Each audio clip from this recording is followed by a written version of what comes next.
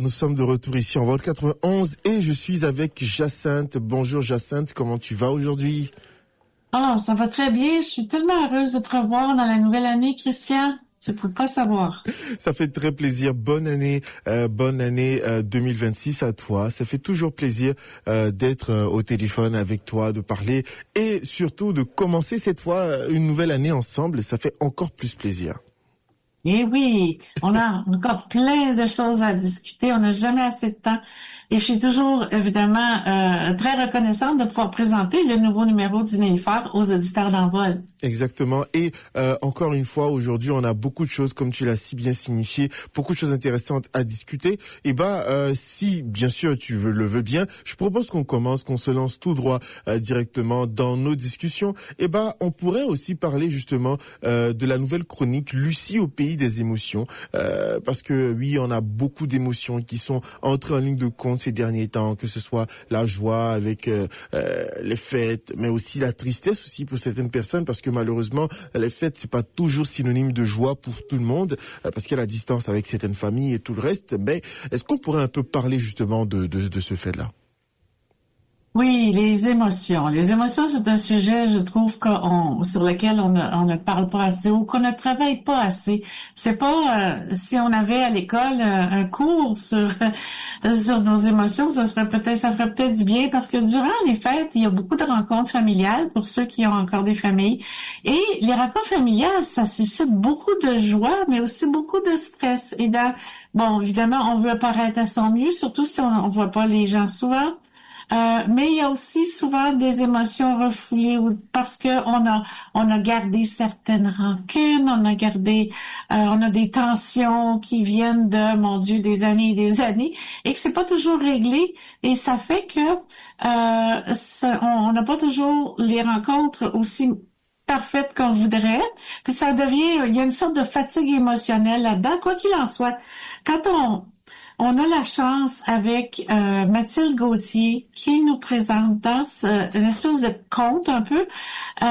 Et puis oui, on pourrait dire c'est pas pour moi parce que c'est une petite fille, mais j'avoue qu'on peut retrouver l'enfant en nous et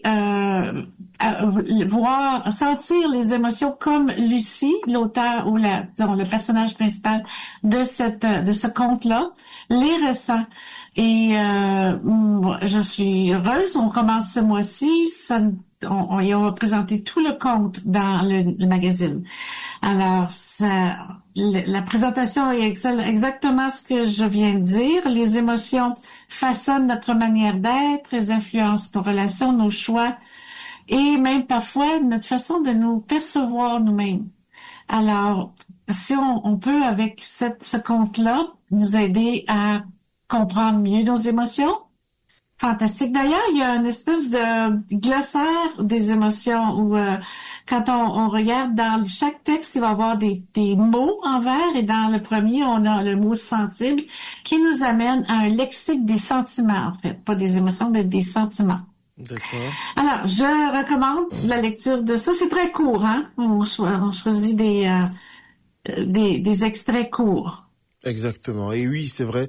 Je vois surtout ce mot-là, sensible, qui est mis en vert, justement, comme pour justement faire un petit focus sur la sensibilité, justement.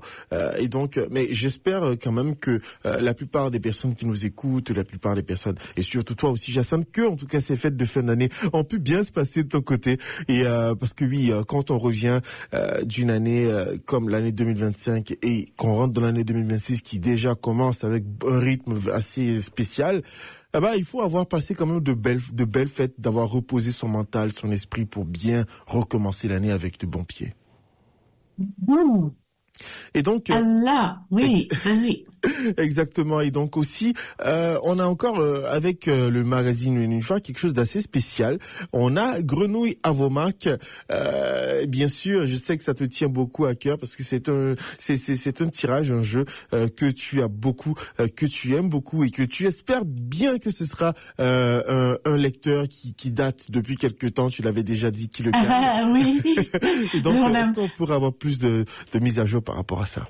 Oui, mais finalement, le tirage au sort va beaucoup dépendre aussi du nombre de fois qu'une personne va avoir mis son nom dans la cagnotte. Donc, si vous participez aux 12 questionnaires, aux 12 quiz, si on veut, de chaque mois, vous aurez votre nom 12 et que vous gagnez, évidemment, il faut avoir les bonnes réponses, et que vous avez votre nom 12 fois, vous avez beaucoup plus de chances qu'une personne qui ne l'aura. Mais, évidemment, la chance, hein, c'est très, ça peut être une personne qui vient de s'abonner et qui a mis son nom une fois. Hein, ça peut arriver comme ça. Alors, ce mois-ci, je suis contente parce que, vous savez, depuis le début, on choisit des sujets tout à fait manitobains parce qu'on a présenté, bon, on a dit, connaissez-vous le Manitoba? Les métiers, leur culture. On a parlé des sports au Manitoba, de l'immigration, de la francophonie, de la musique, de la faune. Et là, ce mois-ci, on pose des questions pour savoir si vous connaissez nos écrivains manitobains. Écrivains et écrivaines. Alors, il y a 10 questions. Si vous répondez, il y a déjà des gens qui ont répondu depuis ce matin. Et puis, si vous gagnez, si vous répondez correctement aux 10 questions, votre nom va être dans la cagnotte. Et dans 4 mois déjà, ça vient vite, hein? C'est au mois de mai, le 1er mai, on fait le tirage de 500 $. Alors, allez-y. Évidemment, il faut être abonné, mais comme l'abonnement est gratuit, c'est pas un empêche, comme on dit. Alors, je recommande à tout le monde d'essayer. Et en plus, c'est que même si on ne gagne pas, on peut apprendre des choses. Ah, je ne savais pas que cet écrivain-là avait fait telle chose. Je ne savais pas que cette maison d'édition-là, etc. Alors, c'est ça. Exactement, c'est toujours une occasion de à la fois participer à quelque chose, gagner et aussi d'apprendre autour de nous, parce que je pense que ça fait partie aussi de la culture, le fait de s'informer de ce qui se passe autour, de savoir qui sont les précurseurs de telle chose, qui a créé telle chose, et aussi je pense qu'il y a beaucoup de personnes autour de nous qui apportent énormément à cette communauté, mais qui sont pas reconnues, qui sont pas connues tout simplement, et c'est une belle manière aussi de leur faire un petit hommage et aussi de donner aussi de la reconnaissance à toutes ces personnes-là qui méritent d'être connues. Exact. Et j'ai moi-même appris des choses. Quand je prépare les questionnaires, il faut que je m'assure que notre équipe, là, on s'assure que toutes les questions, il n'y a pas d'ambivalence. C'est très important, surtout avec un prix comme 500 $. On ne veut pas risquer que quelqu'un dise, oh, attends une minute, là, moi, on m'a dit que j'avais pas répondu correctement, mais non. Toutes les questions sont testées, retestées et vérifiées. Et puis, j'ai appris beaucoup, beaucoup de choses sur nos écrivains manitobains. Exactement. Et là, je te propose qu'on fasse une petite délocalisation, on change un peu de sujet, on quitte un peu les feuilles, l'encre et le papier. Maintenant, on se dirige vers la cuisine parce qu'on parle de recettes SSS 3S, simples, succulentes et santé. Je pense que c'est quelque chose qui fera du bien à beaucoup de personnes parce qu'on aime bien manger, mais des fois on se sent un peu coupable de manger, même de pas être content. Aujourd'hui, on parle d'une recette de biscuits moelleux à la farine d'amande. Est-ce que tu peux nous en dire plus?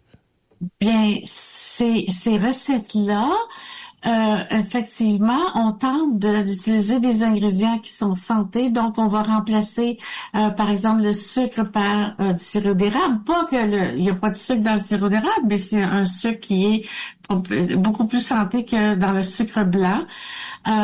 Et puis aussi, on cherche des recettes simples et rapides à faire. On veut pas des choses compliquées. Alors, jusqu'à présent, on a réussi à faire le défi d'avoir des recettes 5 ingrédients, 15 minutes.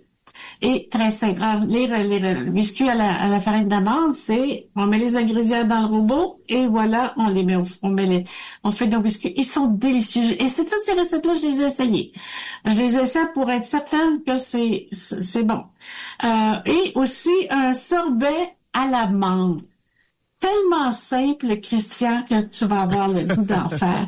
Tu prends un sac de mangue congelée, tu le mets dans le robot avec 3 ingrédients, en fait, l'autre c'est au goût, et tu obtiens un sorbet vraiment délicieux. Alors, peut-être que la plupart des gens connaissaient déjà ces trucs-là, mais moi, je les découvre et je veux les partager. Et puis, il y a des lecteurs aussi qui peuvent nous écrire pour nous donner. J'aimerais beaucoup ça. Allez, auditeurs d'Envol, s'il vous plaît, partagez-nous vos trouvailles autant que possible. Santé, simple et succulente. Exactement. Je suis sûr que c'est très bon. Et en plus, ce que j'aime le plus, c'est que en bas, vous avez essayé de définir un peu quelles sont les valeurs nutritives. On a les protéines, on a les lipides, on a les glucides, les fibres, l'énergie, tout ce que ça procure. Et ben, je pense que les gens sont situés justement par rapport à parce qu'on sait que quand on part pour les dîners de Noël, de tout le reste, on mange à satiété quand même. Et donc, quand on revient en janvier, généralement, on veut perdre ce petit poids là qu'on a pris en plus. Et ben, je pense que oui, il faut ce genre de plats qui sont à la fois bons, mais aussi digestes et pas gras aussi pour nous aider à mieux manger, à mieux se rééquilibrer et même à perdre du poids, pourquoi pas aussi. Donc c'est très important aussi et je salue vraiment ça. C'est vraiment une super belle idée que d'avoir pensé à mettre ces valeurs nutritives là en dessous. Mm-hmm. Et c'est important. Il y a beaucoup de gens maintenant de plus en plus qui font attention et qui regardent. C'est la première chose qu'ils regardent. Est-ce que c'est quelque chose que je peux entrer dans mon menu de la journée, par exemple? Oui. Et j'aimerais beaucoup, avant, ne pas manquer l'occasion de présenter le 6e œuvre d'Étienne Gabory, qui est présentée par Iman Kayouch, architecte, qui nous présente depuis déjà le mois de février, ou en fait le mois d'août l'année passée, les œuvres d'Étienne Gabory. Et ce mois-ci, on présente la monnaie royale canadienne. Entre innovation, histoire et symbole. Oui, oui. Alors, on a des photos, on a une pour les gens qui aiment l'art et qui aiment aussi qui veulent comprendre un peu les formes, d'où elles viennent, qu'est-ce qu'elles représentent. Je trouve qu'on apprend beaucoup et ce sont des bâtiments qu'on voit souvent tous les jours. Et avec le lot qu'on a présenté, il y a sûrement par exemple, vous vivez près vous travaillez près d'un de ces bâtiments, que ce soit la cathédrale, l'église du Précieux Sang, le centre étudiant de l'USB et le CCFM, l'accueil colombien et le mois prochain, ce sera le dernier qu'on présente dans cette chronique-là et ce sera l'esplanade Riel. D'accord. Mais déjà, est-ce qu'on pourrait un peu plus parler de ce beau bâtiment, de cette bâtisse de la monnaie royale canadienne? Parce que franchement, moi, je pense que c'est l'un des, en tout cas pour les nouveaux arrivants, moi, honnêtement, quand je suis arrivé ici au Canada, c'est l'un des immeubles, l'un des bâtiments qui m'a le plus impressionné par sa simplicité et sa complexité et surtout le fait qu'il soit totalement fait, bon pas fait, mais en extérieur en tout cas, qu'il soit totalement recouvert de vitres. C'est assez attirant et c'est assez beau quand même. Oui, alors la géométrie est assez particulière et puis la façade triangulaire est faite en verre bronze, couleur bronze. Quand le soleil se reflète là-dessus, c'est magnifique. Et ça reflète aussi l'environnement, ça reflète les arbres, ça reflète... Alors, c'est ce qu'on dit dans cet article-là, c'est un hommage à la modernité et c'est aussi un écho lointain aux silos et aux tipis qui ont marqué les plaines qui disparaissent finalement parce que les silos, il en reste de moins en moins. Mais c'est un hommage à ça. Et puis à l'intérieur aussi, on nous parle des choses qui ont été conçues à l'intérieur. Alors, on parle d'expériences sensorielles. Vraiment, c'est à découvrir. Exactement. Et moi, j'aimerais, si tu le permets, bien sûr, qu'on termine en parlant de Jean-Philippe Croteau. Jean-Philippe, bien sûr, tu sais à quel point j'adore les voyages. Et moi, je manque jamais l'occasion de parler de ça au moins une fois. Aujourd'hui, on parle de la partie 2 de la montagne Pembina. Oui, alors le titre de son article, c'est Voyage entre historiens au cœur du Manitoba français. Il y avait la partie 1 le mois dernier qui était sur sur la vallée de la Rivière-Rouge. Et puis là, on parle de le Pembina et la montagne Pembina. Et encore là, on a de superbes photos et on a beaucoup d'histoires. Il fait un clin d'œil à ses collègues historiens, il parle de comment il dit si Saint-Norbert était le royaume de la Vérichute, Notre-Dame de Lourdes est celle de Dom Benoît. Alors, il parle d'un missionnaire français de la congrégation des chanoines de l'Immaculée Conception et il raconte comment il a marqué cette partie-là du Manitoba. Et on a une photo du cimetière. Il y a beaucoup de photos qui sont prises par Jean-Philippe lui-même.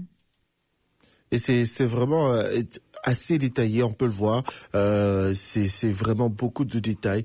Donc moi, franchement, je suis très très très curieux. Je pense que j'ai passé assez quelques minutes après émission à lire ça pour ma culture personnelle, bien sûr. C'est toujours intéressant de se cultiver et de savoir tout ça.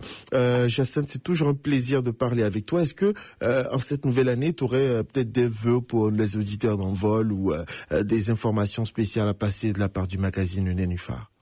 Mais pour les auditeurs d'Envol, je souhaite peut-être, si on a des résolutions à faire, de mettre plus de temps comment dirais-je, d'efforts, pour conserver son français. On sait à quel point c'est difficile dans un environnement unilingue anglophone, un environnement qui est très fort. On a une poignée de francophones et c'est difficile quand on travaille en anglais, quand on regarde les nouvelles en anglais, quand on lit en anglais et que souvent qu'on a un conjoint anglophone, c'est très difficile de conserver un français qui est non pas pur, mais qui est propre, qui n'est pas émaillé d'anglicisme, qui a une syntaxe en francophone. Alors, je dirais qu'en 2026, on va profiter du fait qu'on a un magazine en français qui est fait ici pour les gens d'ici, pour justement en profiter pour apprendre les choses auxquelles il faut faire attention dans notre langue, mais pas de façon rigide. On a beaucoup de chroniques, dont celle de la bouche à la langue, qui nous parle d'expressions qui ont rapport avec la nourriture. On a et puis aussi ChatGPT pour les novices. Bon, mais ça il y a beaucoup de gens qui ont peur disons oh, je connais pas ça, je veux pas essayer ça. Mais là, on a des renseignements faciles à comprendre pour nous aider à savoir c'est quoi ça, l'intelligence artificielle, qu'est-ce que ça peut faire dans nos vies, comment on peut s'en servir. Alors, il y a beaucoup et puis on suit le cercle Molière avec son siècle, le siècle Molière plutôt que, et on a beaucoup de renseignements dans l'Unifor et j'espère que 2026, plus de gens vont s'abonner et vont prendre le temps d'aller fouiller dans les pages. Exactement. On espère ça aussi et beaucoup de choses aussi, beaucoup de souhaits positifs pour le magazine en cette nouvelle année. On espère que plus de lecteurs, plus d'affluence et encore plus de choses positives pour chacun de nous et aussi pour toi, Jacinthe. Merci, c'est toujours un plaisir de t'avoir chaque jour, chaque 5 du mois pour parler des nouveautés. Chaque jour, attention, est-ce que c'est une promesse? Est-ce que c'est une invitation? Exactement. Faudrait que je fasse attention aux promesses que je fais en cette nouvelle année. Alors, écoute, Christian, toi et à tous les auditeurs d'Envol, bonne année et de la santé et beaucoup de repos aussi. Exactement. Pour l'âme. OK. Merci beaucoup. Bonne année à toi aussi, à tous les lecteurs du magazine Le Nénuphar. C'était un plaisir d'être avec toi, Jacinthe. Nous, ici en Envol, on va continuer en musique avec Fanny J et on reviendra dans la suite de notre émission.